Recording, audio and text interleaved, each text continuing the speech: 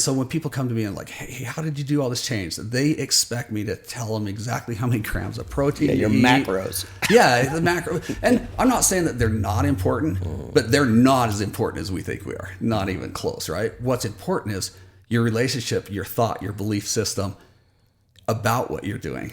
Your own self-love. Yeah.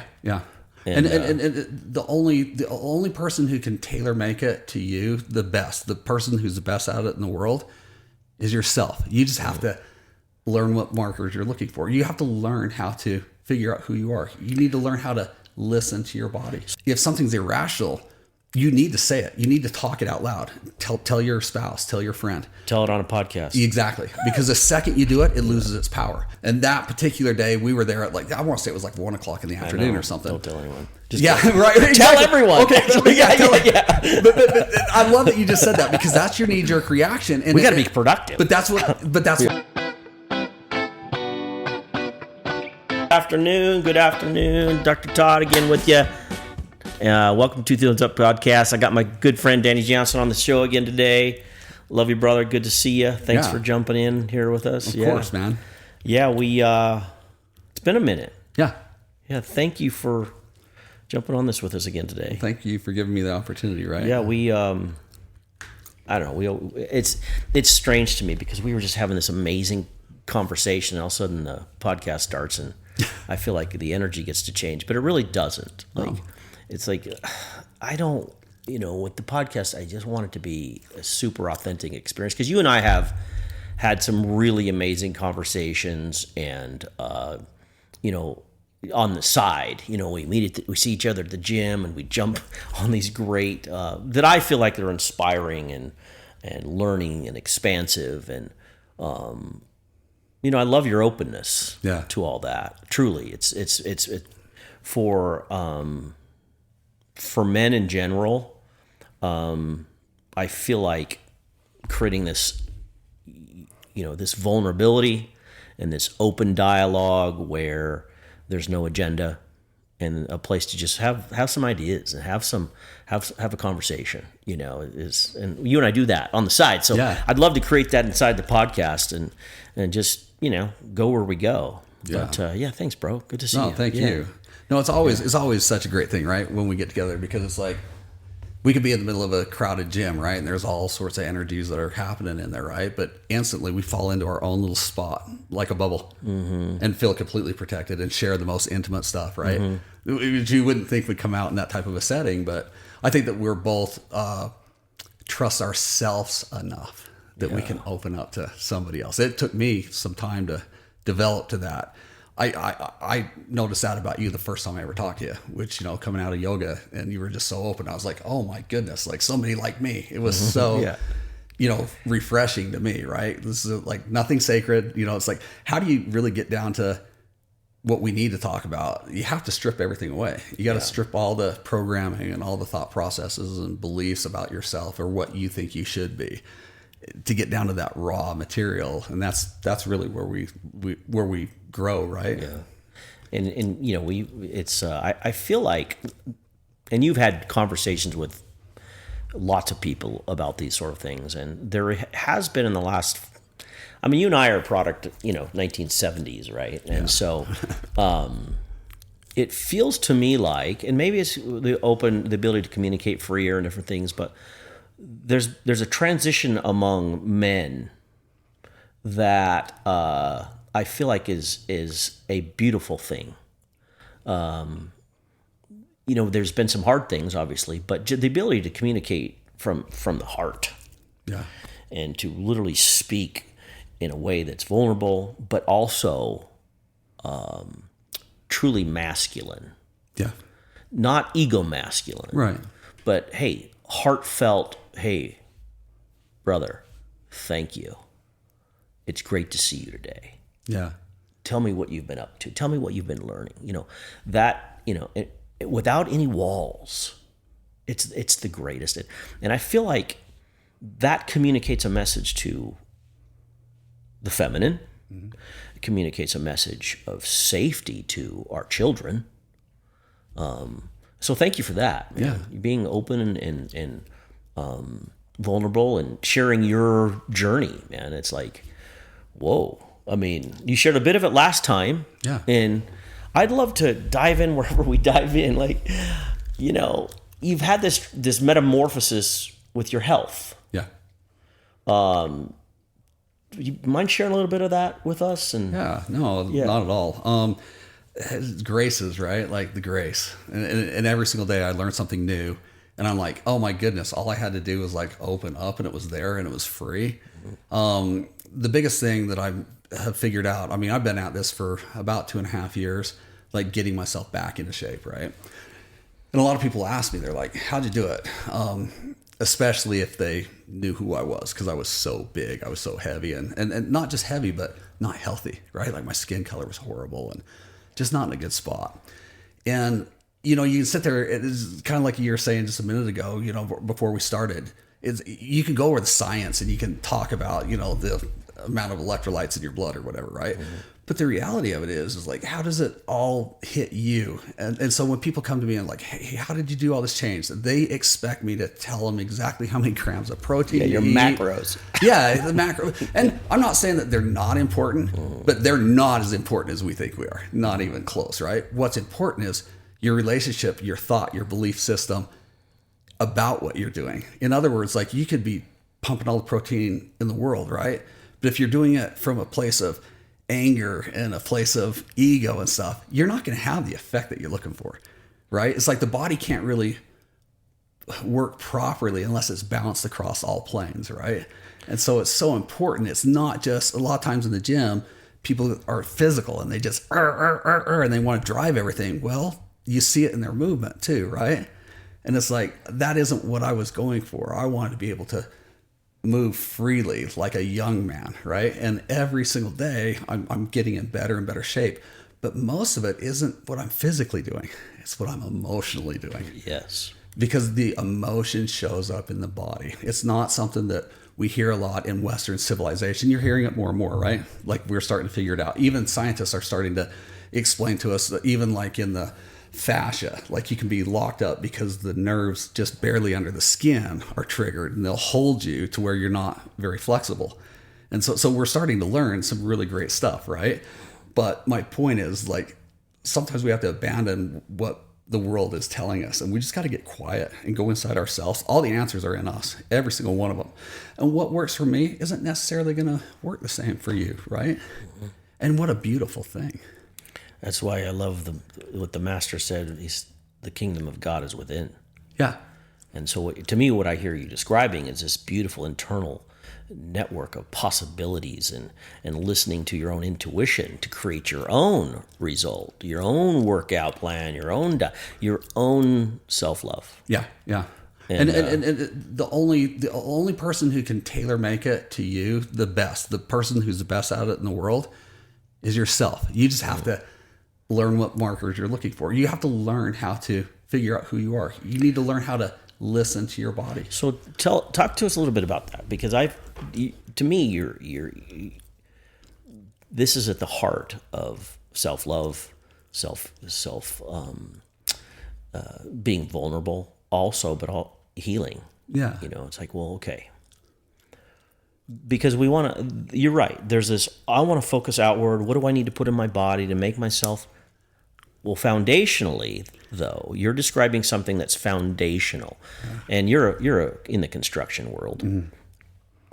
What is a foundation? Why do we put a foundation? What's the process there? Well, everything's built up on it. If you don't have the correct foundation, what happens is you build, you know, this load-bearing wall that can hold X amount of weight, right? But when its substructure or what's under it shifts, then we have a crack all the way through everything. So it's like, if you don't get the base layer right, everything's just just stacks, and you'll see the problems throughout all. So if we don't get the foundation taken care of properly, like you can go out, not have your foundation set, not have and you can push really hard and you'll start losing weight and you'll start to look better, but you are not going to change super fast. Mm-hmm. And you're only going to change to the level of your belief. In other words, like a lot of times people are doing all the work. The only thing that they're not doing is having self-love. They're not being kind to themselves.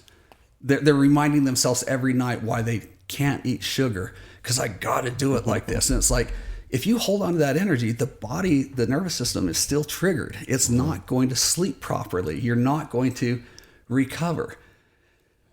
As crazy as it sounds, but the best thing to do is say, what do I want it to really look like?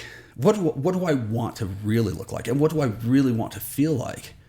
Close your eyes, take some deep breaths, imagine that individual, and then open them and start working out. But hold that. You'll become that person. The body can't tell the difference between something it's been through and something that you're telling it. It really can't. So if you learn that hack and you learn, all I have to do is be kind to myself and know this is going to work and believe it. Yeah. And it will show up. It physically manifests because, a lot of times people say, well, I believe this, I believe this, I believe this, but it's not changing.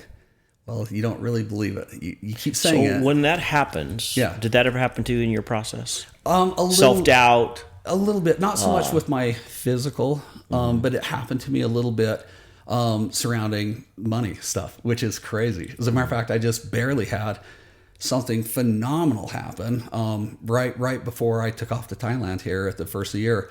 I had this wonderful day where I went into the gym and it was a Sunday and I was really relaxed and I was doing all this stretching and my body, just the energy was just moving really well and I felt great. And I came home and for some reason I started to get anxiety, which I used to deal with anxiety so bad and it just hasn't been part of my life. And why is this showing up? And so rather than numbing it, which is what Western culture teaches us to do, and there's so many you had different that ways to numb previous it. experience. Yeah, you can numb it with alcohol, you can numb it with weed, you can numb it with exercise. It's like you're just not feeling it, so you're not allowing yourself to sit there, right? Well, that's something I've learned as of recent is like, hey, your body's trying to tell you something. Listen, like take the time. Listen, don't numb, don't tune it out. And I listened and it was like, where is this coming from? What is going on? There's no apparent reason why I should be upset. And it came to me. And it was this fear, which is so irrational and crazy. Like I'm in such a good spot. Like my whole life we've lived conservative. So we don't have debt. Like we just don't. That's something we did very intentionally. Well, why? Why don't I have debt? This is like a question on top of a question on top of a question. But I felt the pain first, and then I started asking the questions. Where's this coming from? Oh, no wonder. If this is what's showing up, and what was showing up was I had an irrational fear that I was going to lose everything. Yeah. That somebody was going to take my business, and so my in livelihood. the moment you did that, in the moment that happened, you have a fixed belief, a belief about a limiting belief. Yes. About debt or about being out of debt or whatever that money piece is. In the moment you have that fixed belief that created that anxiety for you, what did you feel in your body? There was a freedom that came through. The second I realized and said it out loud, I had to say it out loud. And that was something else I just learned a few days before is like, if something's irrational, you need to say it. You need to talk it out loud. Tell your spouse, tell your friend. Tell it on a podcast. Exactly. Because the second you do it, it loses its power. So I had this debilitating thing that had been a big part of my life all the way up until just a few weeks ago. And just like that, it was released. And that fear of losing things went away instantly. And all of a sudden, even things like how I save money and the amounts that need to be in there, my thoughts aren't traveling there anymore because I've dealt with that core problem that I wasn't aware of before. And it was completely irrational. There's nothing for me to worry about. Can I ask you a question about that? So in the moment we speak something, you have an energy shift. You go from a sympathetic stress response to a parasympathetic trust response. Oh, God, I get it.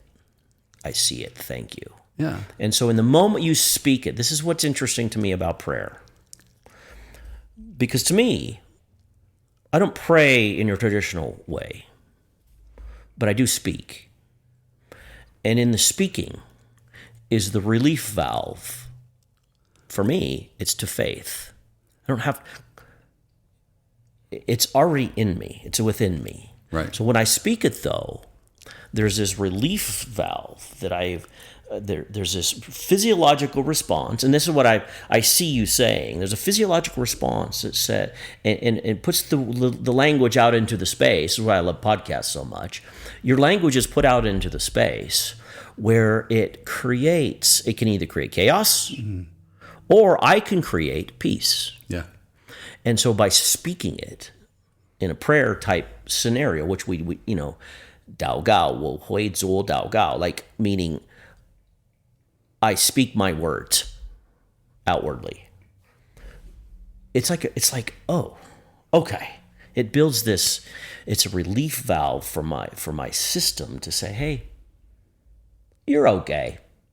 Yeah. And so what I heard you say though is super valuable, because speaking it vulnerably in truth, why am I having that? And you asked the beautiful question. I love the question, you know that. Yeah. What is this anxiety about? And you answered the question. Yeah. And you spoke the answer. Right? But the thing is, it was showing up every day in my life in ways that I wasn't seeing it. So it was just this stuck belief that I had. Fixed belief. Where did it come from? Yeah. I don't know. I'm sure when I was young, my dad was a school teacher. We had 6 kids. It's like, we didn't have a lot. And so that fear of not having, I can't place a specific time that this was programmed into me, but it was there. And so I've always had this fear. Oh no, it's fantastic. It's wonderful. What if I lose it? Which is just nuts. And it's like, well, the quickest way to lose it is be afraid of it. Yeah. Like, you're going to call into existence whatever your thought processes are, whatever you believe, right? So this is one of those things that I think speaking it, as soon as I spoke it and realized it was absurd, that allowed me to let it go completely. But think about all of our subconscious language that's happening all the time, right? Well, if you don't speak it out loud, guess what? It gets to keep rent in your head. Like it until you say it out loud and you realize how ridiculous it is. That's the release. It's like, well, that thought is no longer part of me. It really isn't part of my belief system. And it doesn't really matter where it came from. We just need to, that's why we feel distressed. The body is trying to tell you that there's something that's not in alignment. Yeah. And all too often we just kind of deal with it on the surface and then just repeat the same behavior. So we have the exact same stresses show up in our life every single day. That's Western civilization to me. And I never really thought about Western versus Eastern. And then, I'm over here in Thailand a couple weeks ago and starting to experience things where it's like, well, A plus B equals C. Well, according to how we live, where we live. And what I mean by that is like, they have a big sex trade over there. And then they also have a lot of drug use, right? So you take those two things together, what else is going to be with it, right? A bunch of darkness and a bunch of crime and a bunch of, like very, very unsafe. But you don't feel that there. So I started asking the question while I was there, why isn't this component showing up along with these other things? Well, because we're not in Western civilization. Because these people were all brought up in a karma-based thought process through Buddhism. You don't have to hide your money. They don't steal it. They don't think about it. So we have our problems because of what we fixate on. They have theirs because of what they fixate on, and vice versa, right? So going through this learning you've been experiencing over the last 2.5 years, which actually is a very, very short amount of time, truthfully, right? So congratulations for that, honestly. Like, wow, just to make literally this metamorphosis. You talk about how, releasing this energy, seeing yourself different, experiencing other parts of the world. But also, have these conversations about, you recently lost your bro. Yeah. I mean, I don't even know if I like saying it that way. You recently lost your brother. How about we say he moved on? Sure. And, you've been getting in touch with that. What do you suppose, what is the learning there for you and for him? Because you've mentioned a couple things about him to me that were super interesting. Like, the relationship feels a bit different now than it was here in life. Can you just talk about that a little Yeah. bit? So I'm really, and you know this because I've talked to you a lot about it, and you know people that think it's woo woo. That's okay. I used to also, but you start talking about energies and stuff like this, right? And energies they change form, right? But you can't just lose energy. So he's not actually gone. He's just not encapsulated anymore. And there were so many wonderful things that happened through him passing, right? Like, don't get me wrong, like I miss my brother, right? But at the same time, our relationship wasn't in a good spot. We were best friends, like inseparable growing up, even though there's 3 years between us. I was always big for my age. He was small. We were similar in size, wore the same clothes and everything, and did everything together. And we were super, super close until, you know, adulthood. You start having your own families, and that's where things start to split, and right? But through losing him, what I realized was like, it was our stories. It was what the world gave to us and told us how to, you know, predict what's going to happen next. That's what got in the way. So with my brother, he had made tons of money and then he lost it all, and he lost his abilities or his belief in himself. So he never made money again. And he was horribly in distress because of that, because his story was that was the mark of a man. He used to say stuff to me all the time when I was younger that was very off-putting to me, but I was grateful because I got to remember, hey, Rob's got this wrong. Like, he's really got this wrong. Like, one thing he said to me once was, hey, you're killing it for this company, building, you know, this great trucking thing for Valley, but you're not really a man until you own your own. And he believed that. Well, unfortunately, he literally carried that stick around, and when he no longer had his own company, he used it to beat himself. And I watched him be in so much pain, like one of the, you know, most pure in heart individuals you could ever meet. Rob had a ton of love, but he also didn't have a lot of self-belief, right? So he was fragile. Like, he'd get hurt really easy, right? And he would always say it was the world hurting him, but in retrospect, it was just mirroring. He was hurting himself. He'd latch on to all these macho statements that really he just utilized to beat himself with later. And I started seeing that. But through losing him, I could feel his energy still there. And there was a quickening that happened. And I literally had a situation in Theta, falling asleep, right, where I was fairly conscious, but not completely. And I got to speak with him, and it was phenomenal. And, you know, it was a situation where he's like, a lot of words weren't actually shared. It was just feeling. And he knew that I was just trying to do my best to resolve our relationship issues. And he knew that all of a sudden, where he couldn't see that before, because when I would ask him for a correction or whatever, his ego would always tell him I was attacking him when I wasn't. I was just trying to help. So it's such a beautiful thing because you can see this healing start to happen inside of, you know, the rest of my family too, right? Like my siblings, all of a sudden we were closer, and you didn't figure it out till he was gone, that you put everybody together and you drop one guy in there that's bouncing off the walls. It causes distress throughout the whole entire unit. Now, it sounds like I'm judging him, saying that he has ruined our family stuff. No. He was just uncomfortable in his own skin, and it created that situation, right? Looking back on it, I just wish that there was a way that we could have taught him how to look at things differently. So that's my question. Mm-hmm. So now that you've had this experience with him, is it possible, I love talking about possibilities, that he is learning? Absolutely. And how is he learning, would you say? Well, about himself. Yeah. Well, I think that he softened instantly. I think that the energy was no longer trapped in the body, and some of the lies that we tell ourselves that are stored, the emotion that's sometimes the story is trapped so hardcore that emotionally we're crippled. You see people walk around, and you know, I mean, a lot of times there's no reason for them to be bent in, right? Where does that come from? It's emotional, right? Mm-hmm. So you lose the constraint of the body, and all of a sudden, I think it gave him an opportunity to see the exact same situation, but from a different angle. You know, for me, that's what psychedelic did for me. It is, you know, I only macrodosed one time. Still to this day, I've still only done it once, but it literally took me, like, we're having this conversation, but I'm watching this conversation over there. And guess what? It looks way different over there than it does here. Yeah.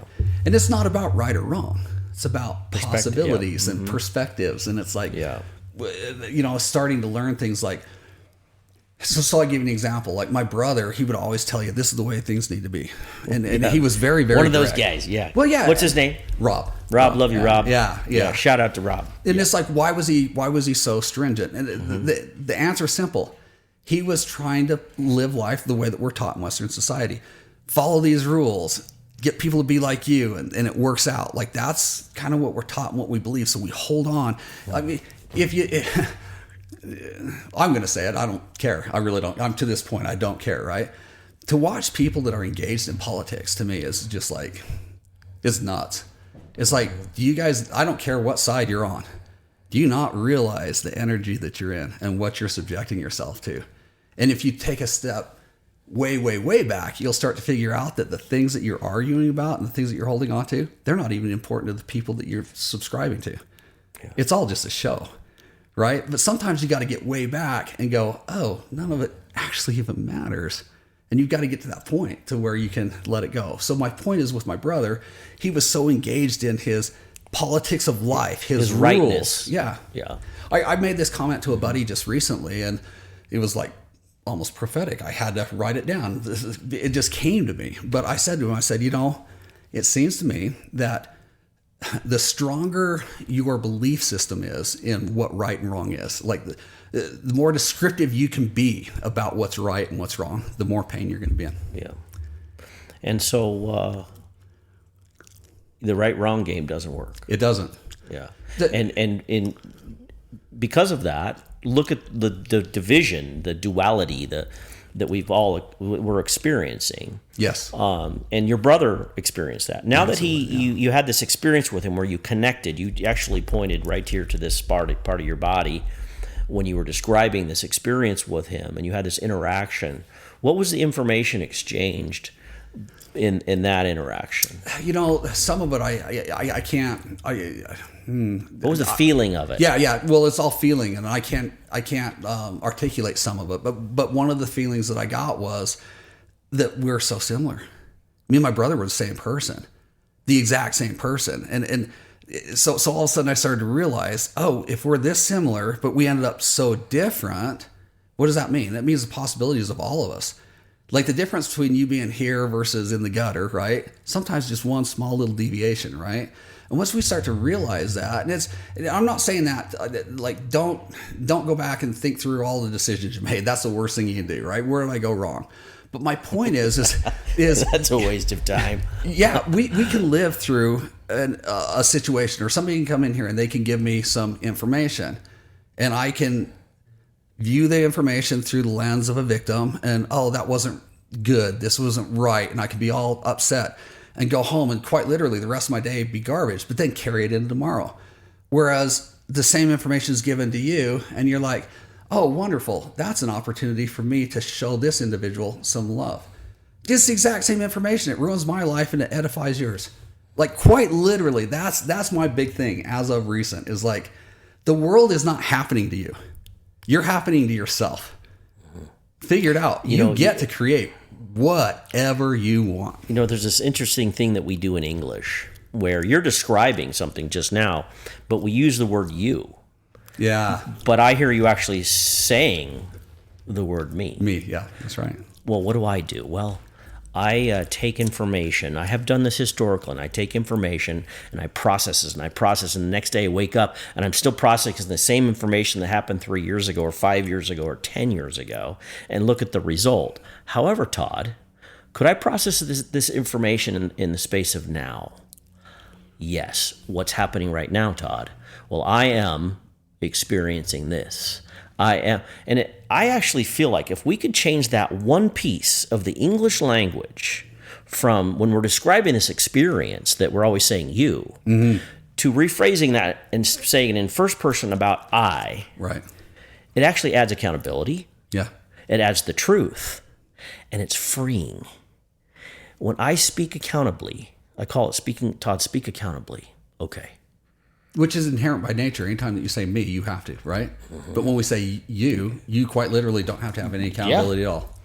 So I would Fantastic stuff, because buddy. even in like I love we speak of Asia. I spent 2 years over there, and so in Chinese, 我 is I, 我很爱你，我很高兴看到你, meaning I love my brother. Yeah. I am so grateful to see you today. They speak of their experience of themselves, and it's harmonic. And so when I hear when someone share, like you're sharing, and they actually speak about I, oh my gosh, I get what you're saying. Yeah. Because there's no more deflection. Yeah. It's the truth. I experienced my brother, me, Rob, in the most divine way. There was actually no words. I felt his soul intertwined with mine, and I realized him and I are one. Absolutely. That's what I hear you saying. Yeah. Because that is how I feel. And that's an experience for me, because it's the truth. Yeah. And all the walls are gone in that moment that you speak accountably of your experience with your beautiful brother, Rob. Yeah. You know, and then there's all this transformation that happens. Well, I had some stuff that like I think would be everything's okay. Whether you got it right, whether you got it wrong, it's all okay, right? But I can say this. Say that again with I. Whether I got it right or I got it wrong. I got it right or I got it wrong. And it's okay. Either way. I didn't screw it up. That's something, another message I just received recently Yes. in breath work was God was saying, Danny, it does not matter what you do today. What you do is for me. This is so that I can experience the world through you. You can't screw it up because I want all of the experience. And when I started seeing things as like, oh, I'm just here to collect experience for God. You can't screw it up. When you lose the fear of making mistakes and everything, life is just so much better, right? And what happens then, and I'm just going to say it, because what I hear you saying is instead of being a judge about your mistakes, Yes. wisdom sets in, say, you know what, I'm not going to do that again. Yeah. I'm not going to drink that anymore. I'm not going to put that in my body. Yeah. Well, why? So, well, Because it doesn't work for Todd. Right. And my natural man was my natural man when I lost my brother was to, and my mom, unfortunately, is doing this right now. And it's like, oh, Mom, please don't, right? But she is victimizing herself so bad. And it's like, oh, well, I feel guilty that I didn't tell my brother I loved him enough. And I didn't repair our relationship the best way that I possibly could, right? I'm not doing that to myself. And the reason why is because I know what my intentions were. And I know that he knows what my intentions were. And it's like, how do I fix the things that I got wrong? It's simple. I'm serving his children. You know, I'm staying connected. I love those kids. Mm-hmm. And there's nothing I could do directly for Rob that he would appreciate more than being here for his kids. Assisting his children. Yeah. And so to me, it's like, Rob's already forgiven me for all of the things that I would demonize and beat myself up for. So when you have is this your mother you're talking about too? Yeah. So this happens a lot in life, right? It's interesting to me because where something happens and a different perspective comes out of a very similar experience, and there's this response where people jump into fear mode or victimhood mode. Yeah. Right. And so how, in wisdom, how does Danny assist people like your mom when she's in victimhood, I shoulda, woulda, couldas of life? How do we assist someone without getting in the way of their experience? Because advice, we know, doesn't work. Yeah, it doesn't. So what are some things that you do to assist, example, your mom, in allowing her to have this experience? So really interesting. Going back to what you wrote, your Dance of Free Will, right?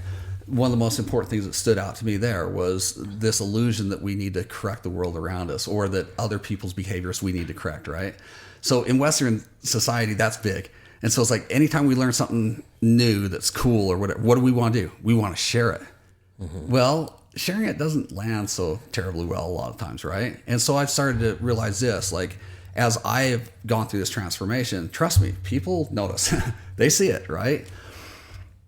And they have to process their their relationship to me also. So if I try to share with my mom, she's going to be resistant instantly. And I get that. And other people are also. So this is new learning I've just received as of recent, is I've had to take that piece of understanding it's not my job actually to fix everybody. It's not. It really isn't. And I know that's going to sound really abrasive to most people in Western culture. It's not your job. It's not. Nobody's showing up to save you. You are here to save yourself. You're responsible for yourself, ultimately. If you're telling yourself stories like your importance is dependent on people that you can affect around you, good luck with that. Like, you're going to be in pain your whole life. You know, like, kids make a mistake and you beat yourself up for it. Well, now you're in this energy of guilt and shame that isn't helping them. So my point is like, it's one of the big paradoxes, right? In our world, it's like, oh, well, I'm going to use my mom's name, Barb. Barb didn't love her son enough unless we can see her go through this physical pain. Where that story came from, I don't know. It's like she has to like cry her eyes out and not get out of bed for 6 months, and she's got to go through all this pain to show her love. What Like, that used to where'd call that come ashcloth and wearing dark clothes, and that's a thing there. It's not just your mom's. There's a pattern there that humans have created where you have to walk through this I think it's called ashcloth, where you're just so downtrodden because of something happened, and your mom's going through that, right? She is, and I think that part of that story was handed to her through literature, through experience, through all sorts of stuff. But to me, it's the exact same thing as like virtue signaling, right? It's like people telling you, oh, you need to see things this way. Really? Why? Because I'm going to tell you right now, you know, my brother, he died in an accident, in a trucking accident. If we could speak to him just really directly for a moment and say, Rob, what's your intention for Mom? What would you like to see happen? I'd love to see her let go and take a deep breath and Have start you asked to that heal. question? To my mom? No, to your brother. I have. And so in the asking the question, what was the response? It was just love, period, right? Like it's just love. I want love. I want you to feel loved. I want everything about you to be in love. So does it look like love when we're walking through the ashcloth carrying Marley's chains? Yeah. It doesn't. It doesn't, right? Like, you can burden yourself with all these things and you can virtue signal and say, I'm going through it. But ultimately, at the end of the day, you might think that the outside world's looking at you. They're not. This is all in our own head, right? It's so like the wisdom what you just shared then to me, and the question I asked is, you know, how could you assist your mother? And you've already done it. It's you just went to be the example. That's it. And what'd you do though? Well, I talked to her about it, But who else did you speak talked to? My brother, yeah. And in so doing, what's some possibilities now? Well, I'm just hoping that he'll have the ability to vibrate into her soul at the right time and help her start to see the light. Well, and the rest of us, hopefully, we can be that example also. To me, that's prayer. Yeah. To me, that's it's a hope, right? Yeah. It's a possibility. It's a possibility. It's like, hey, Mom. Hey, I've even said this to my brothers. Hey, I had a conversation with Dad the other day. And when I first started speaking this way, my dad had passed. They were like, oh, tell me, because they were very vulnerable because we miss our dad. Yeah. And I'm like, I had a conversation, and I could feel like initially there was skepticism. But now that hey, Mom, I had a conversation with Rob the other day, and can I share with you the question? Can I share with you what I experienced? Now, that's a possibility. Yeah. And we'll see if that penetrates a wall of her fear and her self-loathing. That possibly she could begin to see how magnificent she is. Yeah. And so, hey, my brother Craig, I'm like, Craig, I had a conversation with Dad. And guess what? Hey, Todd, I had a conversation with Dad. I'm like, yeah, well, how'd that go? What did he say? Well, this and this and this and this. I know. Like, I love that. Do you do that frequently now? Yeah. And what's your relationship like with Dad now? Oh, it's so amazing. I said, yeah. Thank you for sharing. And how healing is that too, right? And then you figure out how that you're vibrating on the same wavelength, or you have the same desires with inside the family. Because that's the truth. Yeah. Well, and the truth shall set you free. set me free. Yeah. Yeah. It's the greatest. It is, right? And then there's nothing to do. Right. It's like, hey, Mom, love you. Yeah. Beautiful day. That's one of the great paradoxes, right? Like in the world today, especially kids, they're taught, don't expose yourself. Like, don't let anybody know who you really are. And then nobody knows who they are as kids now, right? They're not vulnerable. And if you can take everything that you don't like about yourself and you can speak it to your spouse, you're free for the first time ever. She probably already knows. Yeah, exactly. So I had that exact thought process just recently. It's She's like, glad you noticed. it's like you're trying to tell somebody, hey, if you can go and you can be forthright with your wife and tell her, hey, you're struggling with something, whether it be like porn or whatever, right? It's like the reason you'd never say it is because of the fear of what's going to come out. But you know what's going to come out?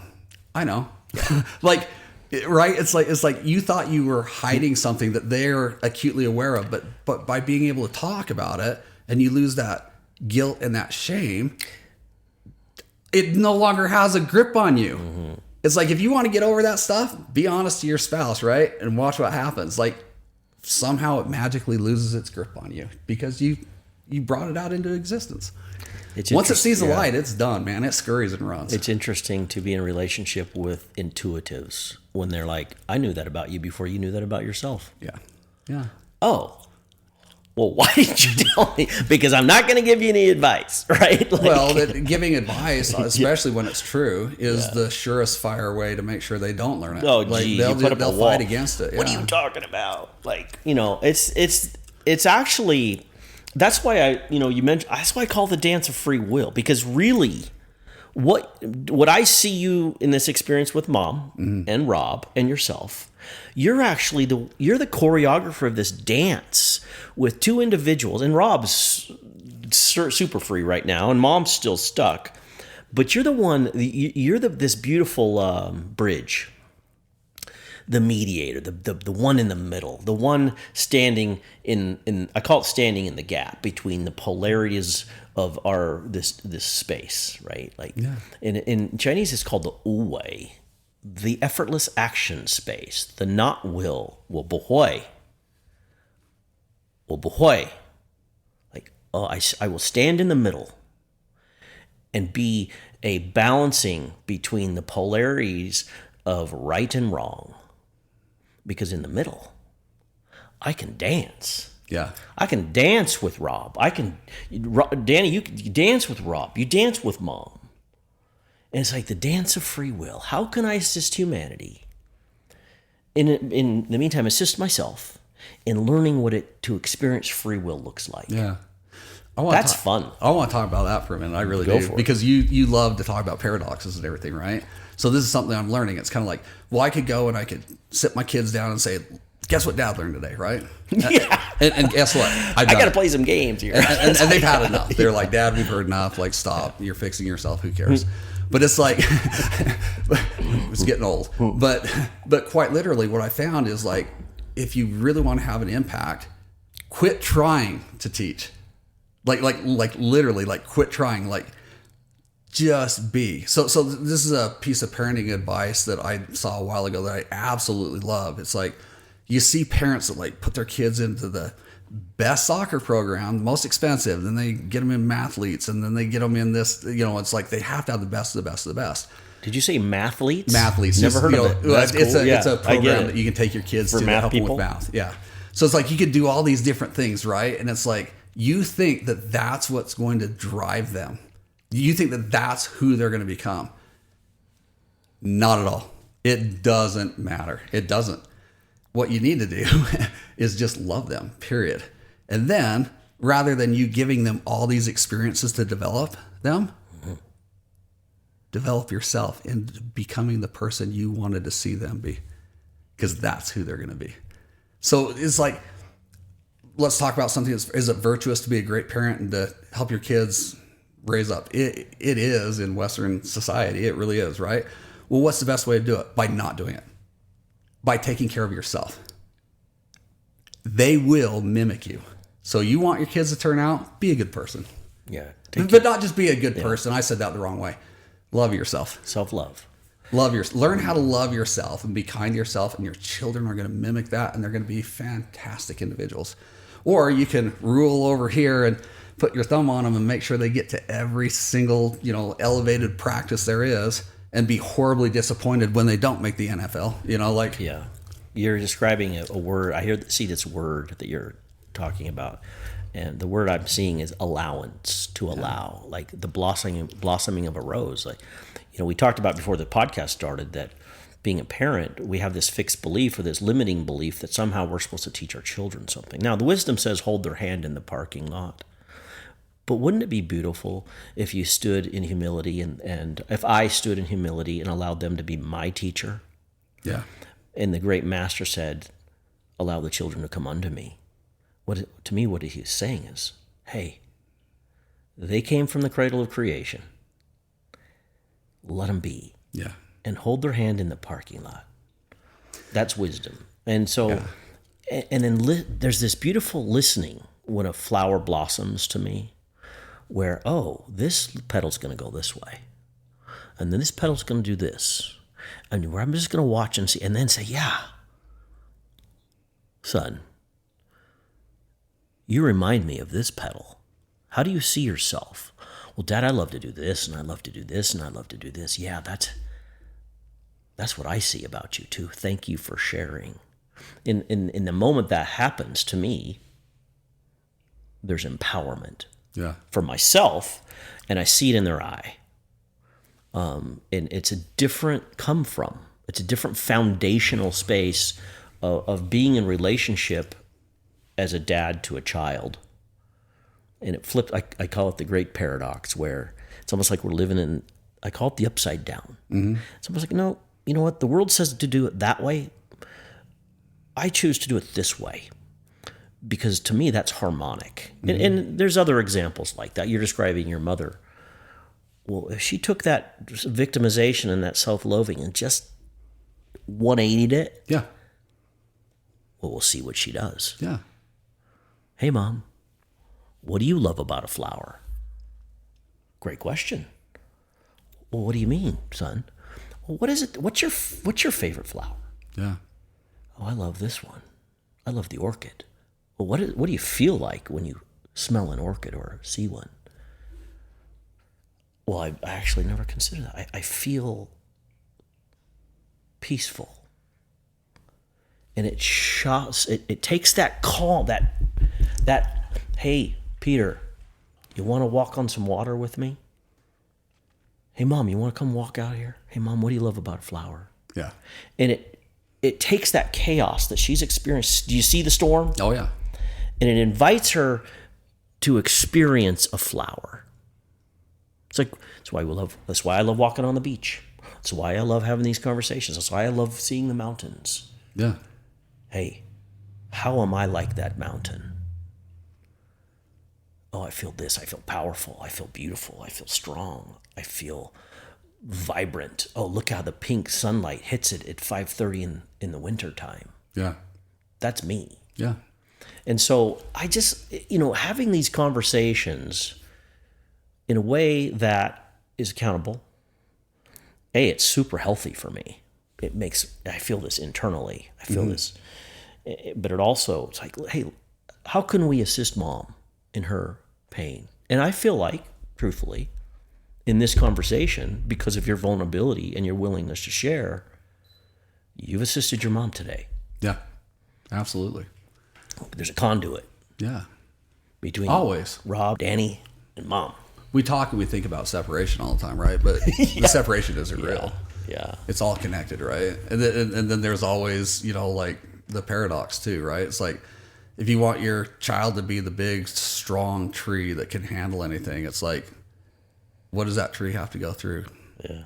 It's got to go through the wind. It's got to go through the drought. It's got to go through, like, I know that you love your child enough to put them through college, but do you love your child enough to just sit back and watch them fail? Yeah. Oh yeah. That's a stretch.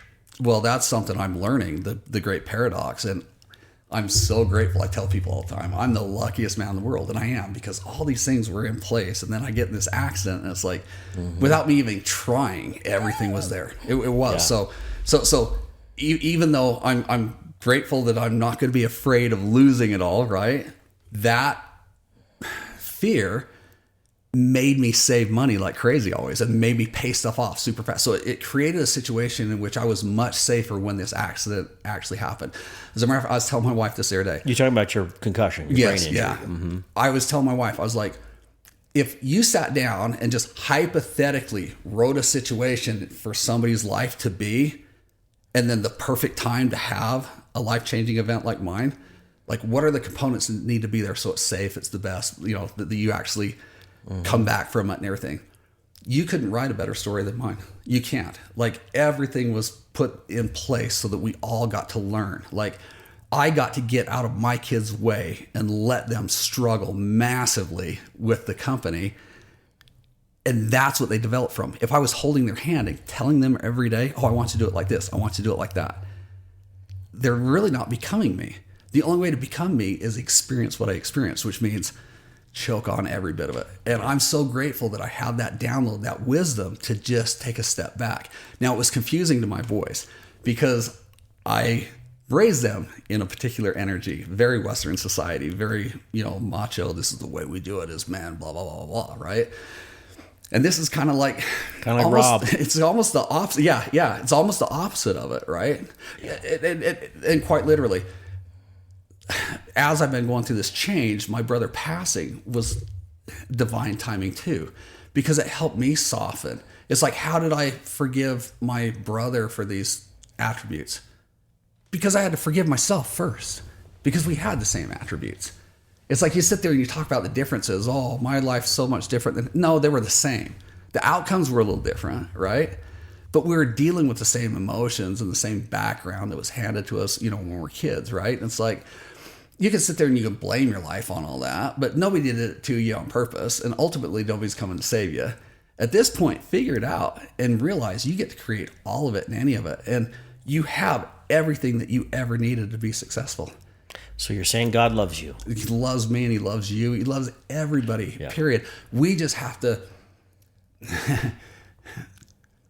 God's love cannot penetrate our heart until we stand to the side and allow it to come through. We're the only thing that's blocking God's love. It's infinite. It's eternal. It's always... But you got to let it in. And how do you let it in? By taking this beautiful, wonderful creation that God created, which is you, and loving yourself enough to let it come in. It's like when you're not loving yourself, what you're doing is you're saying that God isn't enough. So the analogy I'm seeing is who's standing in the gap for you between the dualities of this existence. And you said to let that to it's God really in. Me, right? Who gets to open the conduit to that experience with God? It's me. I do. Everybody always says, why is God doing this to me? God's not doing anything to you. You're doing it to yourself. He's always there. So if there's a block, figure out what the block is and remove it. But don't live this lie that the power lies with outside of you. The power for everything is within inside of us. When we become responsible, we say, oh, it's not working out the way I'd like to. You have the ability to change. Not just action, change thought, behavior. It really is a lot more simplistic than it sounds. So accountability is key. Oh, yeah. And so all of this that you've spoken about today and described, and I'm going to kind of bring it back to where we started, which is with your physical metamorphosis. Because you've described all these beautiful experiences, and they're all beautiful blessings, and the hardships, the ups and downs, the ins and outs of it all. Coming full circle to the result that you've experienced with your physical health, mental health, spiritual health, your relationship with yourself and others. What are you seeing? Because that journey you've taken, you've done a beautiful job of taking us on a journey today. Yeah. To me, you have. Look at the result with how you feel about you. I say this all the time, and And I tell people, it's like, because I'm the same way. As a matter of fact, we had this conversation, you and I had this conversation once. And I was like, what's it called when like you get it? Like I can write it down. Like it's intellect, it's here, right? But that doesn't mean that you own it. You own it when it moves from here to here. And I was like, what is that when it really is true, right? And it was an experience, really. So you experience it. So it's like you understand, you look for it, then you see it and you experience. Who did? I do. Yes. I did. Yes. I experienced it. So I finally learned, it finally becomes my messaging. It becomes my tool. It becomes my information once I have an experience with it, right? Amen. And so going through this whole journey, and every day I'm getting better. I am. But I figured out that all I had to do to get healthy, the number one thing, was love myself. The song of the heart is a prayer unto me. Yes. And to Creator. It's like, oh, Danny, you're singing your song? Yeah. I can hear it. Yeah. I can feel it. But you gotta get out of your own way, right? Who does? I have to get out of my own way. I have to get out of my own way. I had to get out of my own way. And I could have told you at the time that I was going through everything why something was somebody else's fault or out of my control. But it's all in your control. Every bit of it, right? Mm-hmm. And as soon as I figured out that I was the one holding on to the thought process that was holding me in that spot, which physically manifests itself in me by not being flexible, right? As soon as I started to soften and started to say, I like me, all of a sudden I became bendy. It's so funny, but so true. We say this like in yoga. Yeah. I say it all the time. I really do. It's like anybody, if you invite them to yoga and they're, oh, I don't know, say, would you like me to articulate to you why you don't want to go? Because it's the same for everybody, and it's a lie. You're going to say, I'm not good at this. Well, you're not supposed to be. You're not supposed to be bendy or flexible today. That's why we're going. Nobody cares. True. Nobody's looking at you. But the only way to start to become healthier is to allow yourself to get out of your own way. So I think it's crazy because I will tell you that my story was, Danny's not flexible at all. My physical therapist, Mike Orr, he's a really good friend of mine. You know Mike? Mm-hmm. So I used to coach his kids in soccer and stuff, and we were really good friends. But he worked on me. He's like, I've never met anybody tighter than you. And then he worked on my daughter. Oh my gosh, she's as tight as you. And it's like, there's that part of it, but where's that flexibility coming from? A lot of it has to do with our belief system. So I would always say that I wasn't flexible. Well, I never became flexible because I always said it. And it's funny because then all of a sudden I start doing yoga, and a very short time later, somebody will come up and, pay you this awesome compliment. Man, you're really good. And it's like, really? Because my story was I wasn't flexible. Change your story. Like literally change that dialogue in your head. Say, how much courage did it take? Let me ask you this question because I know the answer for myself. How much courage did it take for you to walk? And this isn't really about yoga. This could be applicable to any situation. Like my daughter painting for her first time the other day. This beautiful thing she created. And how much courage did it take for you to walk into your first yoga class when all these people are in there and get yourself on your mat and go for it? It took a lot. Yeah. And why? It's really simple, right?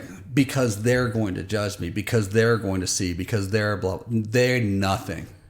The only thing that ever keeps us from doing something is giving our power to people who aren't going to use it against you anyway. So you figure out, true. I was the only person standing in the way of my health because I didn't want to be embarrassed. Well, why was it embarrassing? Did you have a realistic expectation?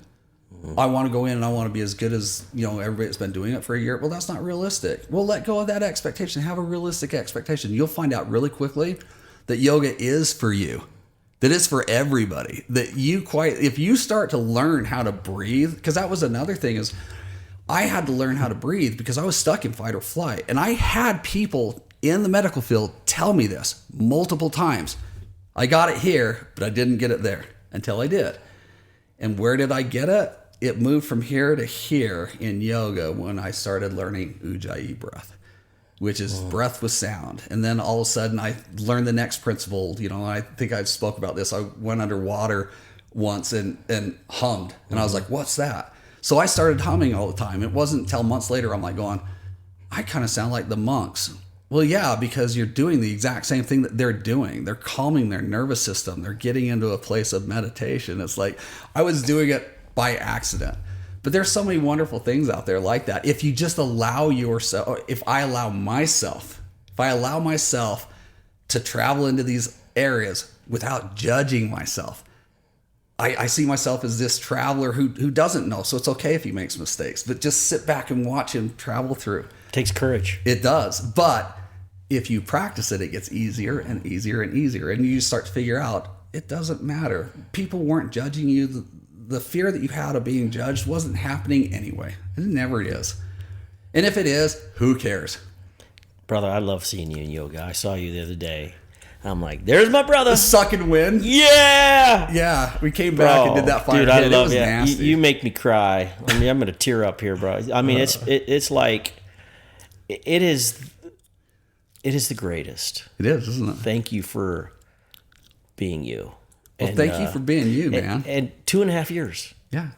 I mean, look at that. Look, I mean, life shifts. So thank you for taking your life on and being a powerful, vulnerable man that, we're learning some beautiful things. Yeah. And, someone that stands in the space of being grounded. So Yeah.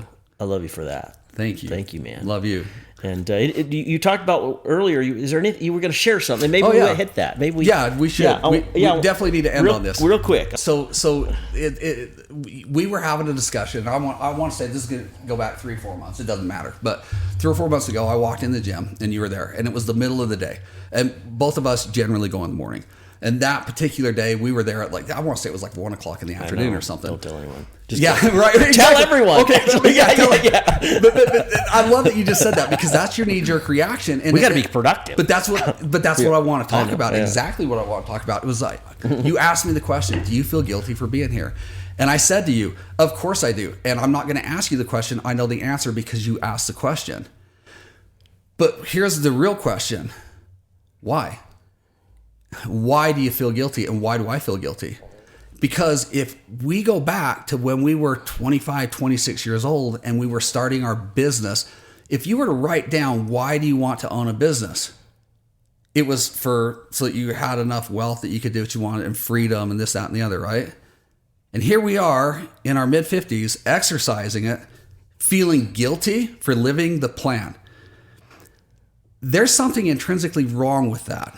Right? There really is. And I think it's something that we all need to address inside of ourselves, because we attach to things, to lies. I have attached. We all do. Mm-hmm. We do. Mm-hmm. The biggest thing I see in young men right now, the biggest number one message that they get is they do not have value until they're multimillionaires. It's not true.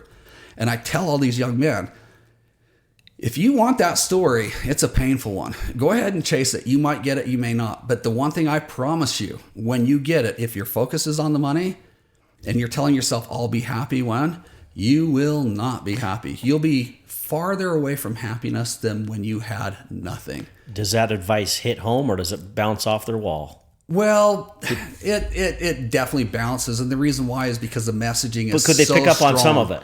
I think so. Yeah. I hope so. But I always tell them, learn how to love yourself when you don't have anything. It's the best time. It is. It is. There's more room for you to really appreciate who you are.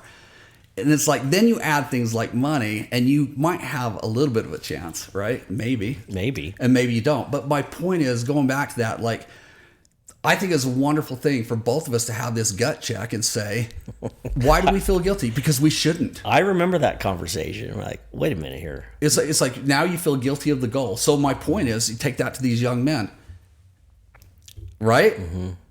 Hey, boys, listen, don't do this later in life. Figure it out now. Don't get to the point where you have money and then feel guilty about your whole entire life, because that's what Western civilization is doing to us. It's telling us that we have to have these things to be happy, when they have nothing to do with happiness. The first and great, they call it a commandment, but I'm going to call it piece of wisdom. Love thyself. Yeah. And let life unfold. Yeah.